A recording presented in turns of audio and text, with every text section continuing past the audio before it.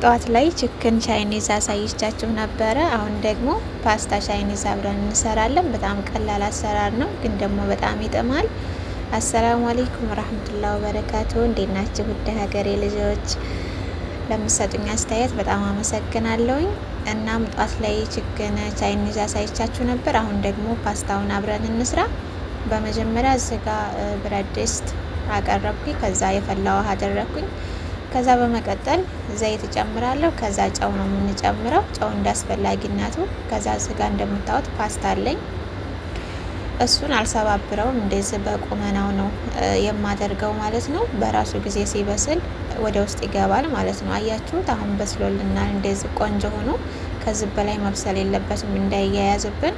አጠለዋለሁኝ። ከዛ አሁን እዚህ ጋር ያዘጋጀሁትኝ የማያቃጥል የፈረንጅ ቃሪያ 2 አይነት፣ ቀይ ሽንኩርትና ጥቅል ጎመን ወይንም ደግሞ በአረበኛ መልፉፍ ነው ያዘጋጀሁት። ከዛ አሁን ይህን ታዘጋጀው በኋላ እዚህ ጋር መጥበሻ ጣርኩኝና ዘይት አደረኩኝ።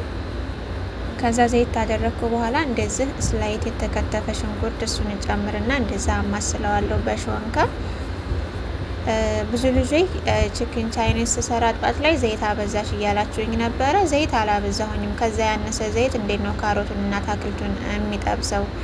አንድ ሰው የሆነ አስተያየት ተሰጠ፣ ሌሎቻችሁም ተከትላችሁ ነው የምትሰጡትና እኔ ዘይት አላበዛም፣ ዘይት አልወድም እና ብቻ ነጭ ሽንኩርት ጨመርኩ። አሁን ቀይ ሽንኩርታችን ከበሰለ በኋላ ከዛ በመቀጠል ደግሞ ጥቅል ጎመን ጨመርኩኝ። ጥቅል ጎመንና የፈረንጅ ቃሪያዎቻችንን ጨመርኩኝ። እንደ አድርገን ከፍ ባለ ሾንካ እናማስለዋለን። በእንጨት ማማሰሊያ ለማማሰል ያው ፓስታ ስለሆነ የምንሰራው አያማስልልንም፣ ግዴታ ሾንካ መሆን አለበት። ከዛ ቁንዶ በርበሬ፣ ከዛ በኋላ አሁንም ሶያ ሶስ ተጠቀምኩኝ። ያው ችክኑን ስሰራ እንዳሳየዋችሁ ማለት ነው። ልክ እንደዛ ነው ጠሪቁ። ያው ይሄ ፓስታ ስለሆነ ነው እንጂ የሚለየው። ከዛ በመቀጠል ከትቸብ ጨምራለሁ፣ እንደዚህ የሚበቃኝን ያክል ማለት ነው። በጣም ቆንጆ አድርገን እንሰራለን። ከዛ እንደዚህ እናማስለውና አሁን ፓስታችን እንደምታዩት አልተያያዘም። ዘይት በደንብ መጨመር አለባችሁ፣ ፓስታው እንዳያያዝባችሁ። እንደዛ አድርገን አሁን በሰላው አትክልታችን ላይ ምንድነው የምንጨምረው? ፓስታችንን። አያችሁት?